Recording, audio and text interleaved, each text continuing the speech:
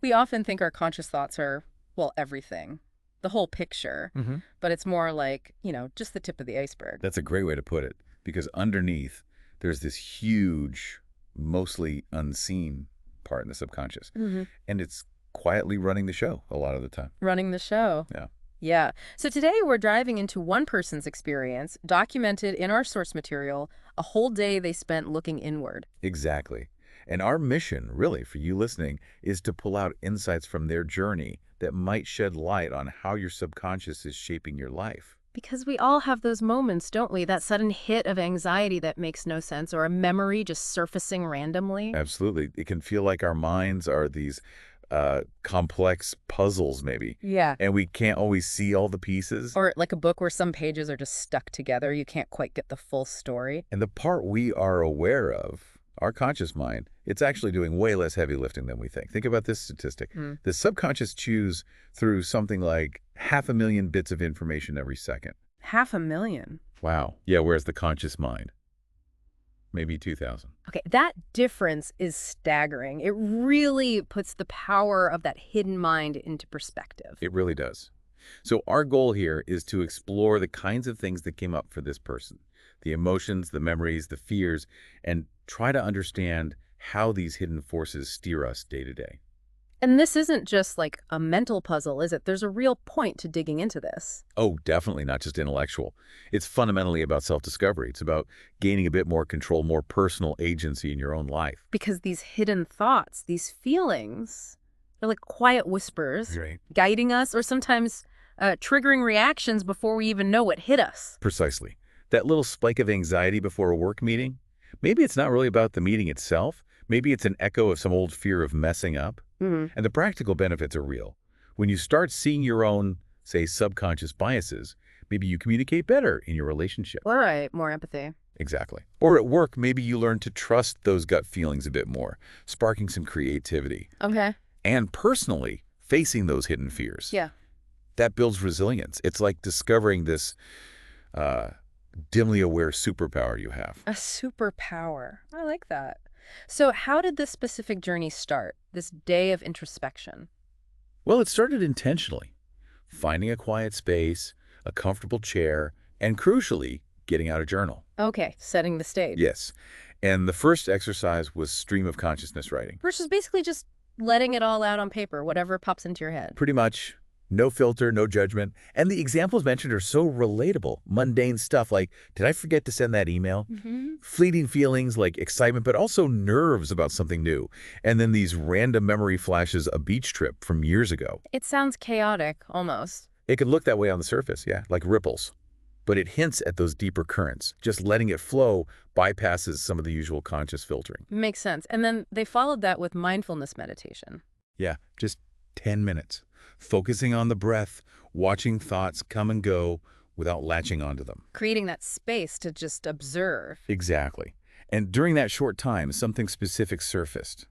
A memory of a recent argument with a friend. Oh. And it came with a feeling, guilt, and even a physical sensation like a tightness in the chest. Wow. Okay, that's a really clear example of the mind-body connection, isn't it? How these subconscious things aren't just abstract thoughts. Absolutely. It shows how tightly woven our emotions, memories, and even physical feelings are, often way below our conscious radar. So moving into the mid-morning, the focus shifted more directly onto emotions themselves, described as a roller coaster, which feels pretty accurate sometimes. It does. And the key insight here is that so many of these emotional ups and downs actually start in the subconscious. They can just bubble up. Without an obvious why in the moment. Right. And the example given is feeling suddenly anxious while prepping for a presentation. Logically, they felt prepared. But the body was saying something different. Racing heart, sweaty palms. The classic signs, yeah. So they used the journal again, trying to trace that feeling back. Where did it really come from? Yeah. And what surfaced was a memory. High school speech class. Stumbling over words, feeling embarrassed when classmates snickered. Ah, there it is. That old embarrassment fueling today's anxiety. The subconscious really holds on to things. It really does. But here's the empowering part. Just naming that source, bringing that old memory into conscious awareness, it changes things. How so? It lets you reframe the present situation. You realize, okay, this anxiety isn't actually about this presentation. It's about that old feeling. Right, so you're not just blindly reacting to the fear. Exactly.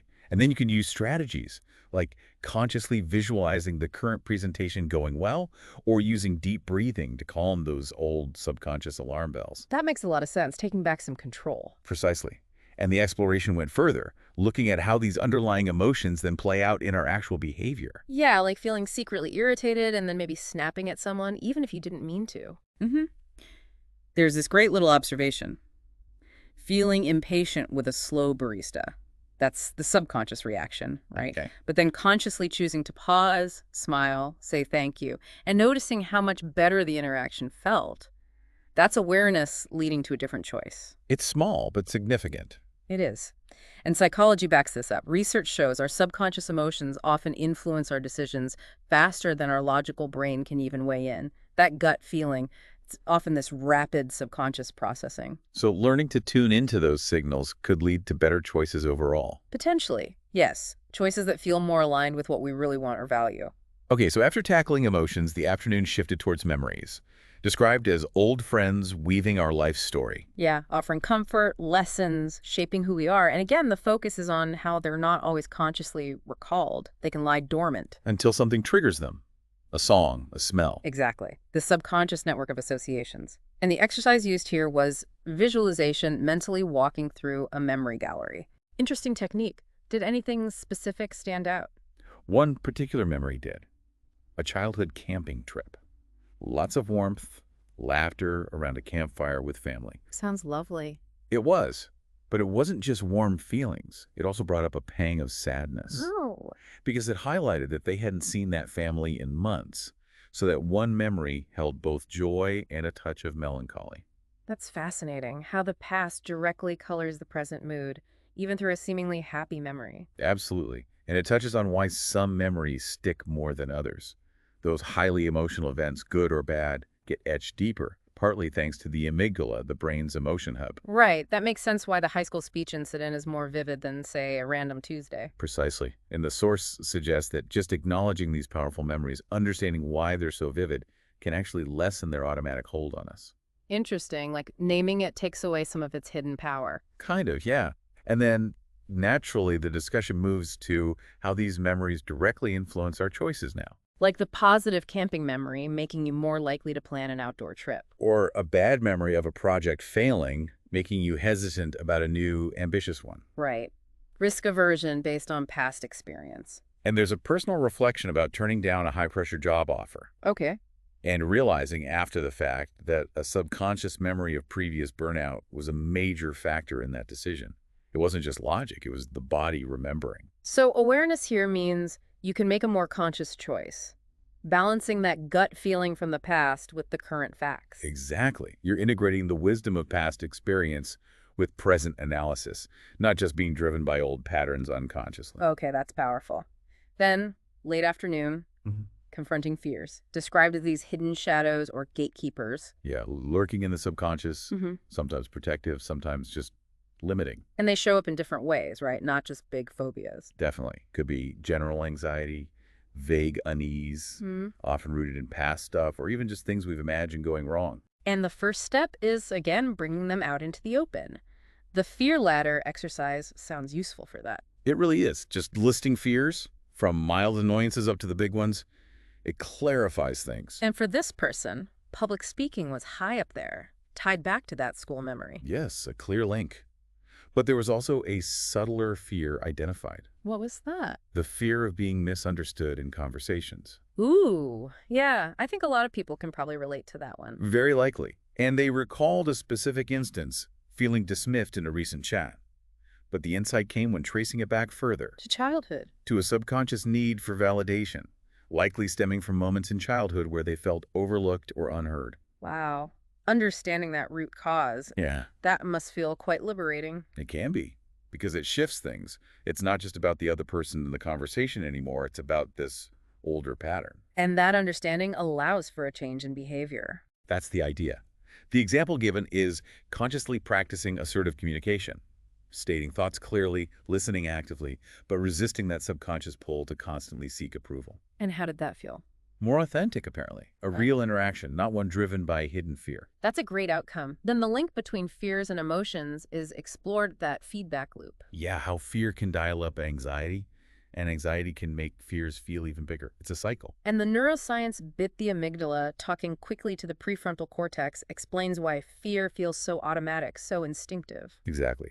It's a rapid, often subconscious communication pathway designed for survival, but sometimes it misfires in modern life. So how do you break that cycle? There was a technique mentioned. The grounding technique, the 5-4-3-2-1 method. Right. Focusing on senses. 5 things you see, 4 things you touch. 3, you hear. 2, you smell. 1, you taste. It pulls your attention out of the anxious thoughts and back into the present moment, your physical environment. And they use this effectively. Yes. During a stressful moment, rushing for a deadline, notice the panic subside, focus improve. It's a practical tool to interrupt that fear emotion loop. Okay, so as the day wrapped up, the focus became, how do we actually use all these insights? How do we move them into everyday life? Yeah, moving from introspection to application. And the source really highlights the dynamic nature of the subconscious. It's incredibly fast, great for intuition, creativity, survival. But it could also mislead us if we're not aware of its biases or old programming. Exactly. So the value lies in bringing those hidden parts, the underlying emotions, the stored memories, the quiet fears into the light. That brings clarity, and with clarity comes more conscious choice. And the real-life applications make it concrete, like in relationships. Yes. Pausing when you feel irritated. And tracing it back. Is this really about my friend, or is it stress from work bubbling up? That pause can prevent a misunderstanding. Makes sense. And at work, trusting your gut more. Yeah, letting your mind wander during brainstorming, paying attention to those intuitive hits, or recognizing fear when you're hesitant to pitch a bold idea, and maybe taking a calculated risk anyway. And for general well-being, facing those fears, that leads to less anxiety. That's the idea. Naming them, understanding their roots, reframing them. It can make you feel lighter, sleep better, approach challenges with more optimism. The day practice examples were really good illustrations too, like at that family dinner. Right, noticing the old people-pleasing urge kick in. Probably from childhood patterns. Likely. But then consciously choosing authenticity instead. And finding the conversation felt more genuine as a result. Or the work email example, feeling hesitant because of fear of criticism. And using something simple like a power pose to shift the feeling state before hitting send with confidence. Small actions based on that self-awareness. So the key takeaways are really about seeing emotions as signals. Yes, signals often pointing to deeper memories or fears, like the anxiety from the speech memory. Naming them helps manage the reaction. Seeing memories as guides, but ones we can consciously choose whether to follow or release. And fears as gatekeepers, driving subtle behaviors, but ones we can confront to build confidence. And ultimately recognizing the sheer power of the subconscious, but realizing it needs conscious oversight. It's a hidden superpower, but needs direction. Well put. And it's definitely framed as a lifelong journey, not a quick fix. Right. But you gain tools along the way. Journaling, meditation, tracing feelings, grounding. Exactly. It's about shifting the relationship, seeing the subconscious not as a stranger, but as a partner you're learning to work with. And the practical tips listed give anyone listening a starting point, right? Absolutely. Things like journaling freely and maybe reviewing it later for patterns, meditating, and just noticing what keeps coming up. Actively asking why when you feel a strong emotion. Trying to link it back. Visualizing memories to explore their emotional weight. Making a list of fears, understanding their origins, maybe tackling small ones first. Using those grounding techniques when you feel overwhelmed. And even seeking feedback, asking a trusted friend, hey, did I seem off in that conversation? Getting the outside perspective. And the final point is crucial. This isn't just navel-gazing. It matters. It really does. It's presented as a pathway to a richer life overall. Better relationships, more creativity, stronger resilience. Like upgrading your mental operating system. I like that analogy. And in a world constantly pulling our attention outwards, choosing to focus inwards is framed as almost a radical act of self-care. And empowerment. Taking back the reins a bit. Exactly. The mind is this incredible mystery, but also a masterpiece we can actively engage with and understand better over time. This whole exploration, this deep dive, it really has been a journey, hasn't it?